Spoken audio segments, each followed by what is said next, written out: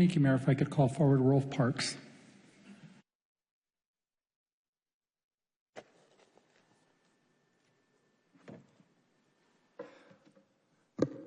Since I was here on the other matter and I saw this was on the agenda, I thought I should speak about this. I'm addressing the council today in support of all of this weaponry that we're using today, and why. Because some people may not why, and maybe some people object to police arming themselves this way. Before I came to Irvine Police Department, I was with the Riverside Sheriff's Department. And, I was here as an officer for 30 years. But when I came here, while I was with the Sheriff's Department, I'll just say I'm probably the only person you'll ever hear from that was actually involved in a mass shooting that involved a bank robbery, police pursuit, and explosive devices to be used on all of us.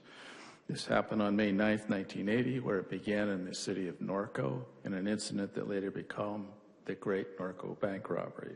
It was one of the worst police incidents that had occurred in the United States of America at that time, and became a subject of concern across the United States and how we handle these kind of incidents. In that day, on May 9, 1980, 5 heavily armed suspects using military-type shoulder-fire rifles and explosive devices caused the following. 8 officers would be wounded by gunfire. 33 police units would be damaged or completely destroyed. 33. A police helicopter would be forced, I won't say shot down, but had to make a forced landing because of an electrical fire that was caused by the suspects shooting and causing electrical fire to the radio equipment. The landing approach to Ontario International Airport, the landing of the planes had to be diverted because we were traveling underneath the landing zone on the international airport, and we didn't want them to be shot at as well. The suspects deployed several homemade hand grenades during this chase. Civilians and vehicles were shot at. One deputy, Jim Evans, was killed when he took over the pursuit that I had actually led for 45 minutes. My unit was completely destroyed by rifle fire and the hand grenades. I was wounded myself during the course of the pursuit, and I'm a recipient of the Medal of Courage. This wasn't just a bad day at the office. This was a very devastating event that occurred to law enforcement in general, to have that kind of devastation take place in about a 60-minute period of time. And so when people ask about why we arm like this actually was the first incident that began the arming of police departments in the country. I came here shortly thereafter. And, thank you. Your time is up. Oh, you go right ahead. Go right ahead. Well, there's some historical context, Irvine, in all of this. So when I came here in 1980, I was, one of the big voices of what I've just been telling you about, and I spoke with the echelons that were here, Captain Boyd and Captain Boza, Chief Peart, and stuff like that. And it became imperative that we take a leading role in responding to this.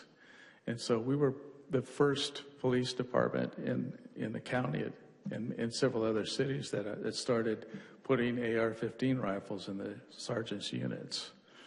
And so that we could have something that could respond to, prevent something like this, because you have to have like weapons in order to deal with people that are heavily armed with military kind of rifles themselves. They were using homemade hand grenades that they learned how to make by using the anarchist cookbook. And I have to say, I don't even know why I'm alive today. I mean, I took rounds for 45 minutes, as I told you, but I'm here to talk to you about that we actually have a starting role or leading role in starting the arming of police officers in this country. I was tasked with making a training film of the Great Norco Bank robbery here. It's on a CD now. And there's a police unit that's pictured here on the front of it. You have to see it. This police car had 47 bullet holes in it that you could count, which didn't include the rounds that were underneath it and flew over it and stuff like that. So why do we have all of this munitions and stuff. It's to prevent stuff like this from happening. And so when we made this, we sent this thing across the United States. It was actually featured in police academies across the country in 11 nations, according to Police Officer Standards and Training. So we're at the front of this, starting back in 1980. So I'm going to leave this CD here. Maybe Mike Carroll, who's my councilman in my district, he can take charge of it and show it around. But it'll scare the daylights out of you, and you'll be happy that they have this equipment. So that something like this, if it was ever even thought of by some group of bad guys, they're going to respond, and we're going to put it down. We're not going to have this kind of devastation. Thank you for giving me the time.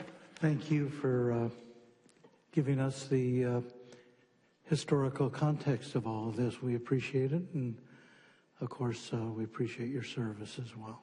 Thank you, sir. And that is all, Mayor. All right. That concludes our business for the evening.